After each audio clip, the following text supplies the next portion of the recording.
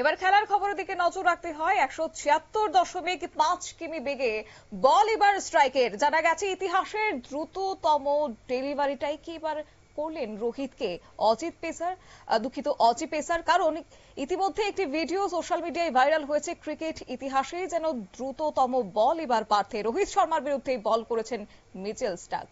যাবো বিস্তারিত, আমাদের সঙ্গে যুক্ত হয়েছে প্রতিনিধি বিপ্লব চন্দ্র। বিপ্লবদা, কি জানতে পারছো? দেখো শতাব্দী, অস্ট্রেলিয়ার বিরুদ্ধে পারছে যে আজকে যে প্রথম ম্যাচ একদিবসীয় ম্যাচ, এবং এই একদিবসীয় ম্যাচে বলা যায় যে জীবনের সেরা বোলিং করলেন মিচেল স্টার্ক।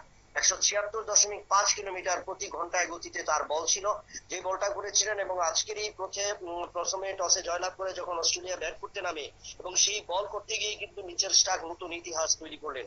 যদিও যে স্পিডোমিটারে সেই অনুযায়ী তা কিন্তু অনেকটাই ভুল দেখিয়েছে, কারণ স্পিডোমিটারে তার গতি ছিল 140 কিলোমিটার 3 ঘন্টা প্রতি ঘন্টায় আওয়ারে।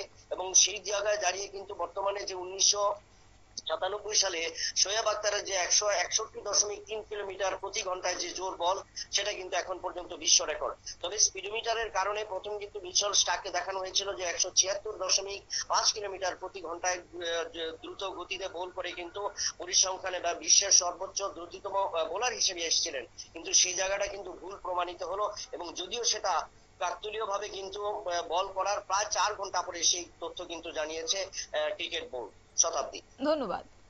আপনারা শুনলেন, অর্থাৎ মিচেল স্টার্কের বলের গতি প্রতি ঘন্টায় 176.5 কিমি। সোশ্যাল মিডিয়ায় তোলপাড় অজি তারকার বলের গতি নিয়ে। স্টার্ক দ্রুত গতিতে বল করেন ঠিকই, কিন্তু সেক্ষেত্রে ঘন্টায় 176.5 কিমি বেগে ধেয়ে আসা বল সামলাতে মাথার ঘাম পায়ে ফেলার জোগাড় হয়েছে ব্যাটারের। নিয়ে ছোট্ট একটি বিজ্ঞাপন বিরতির সঙ্গে থাকুন।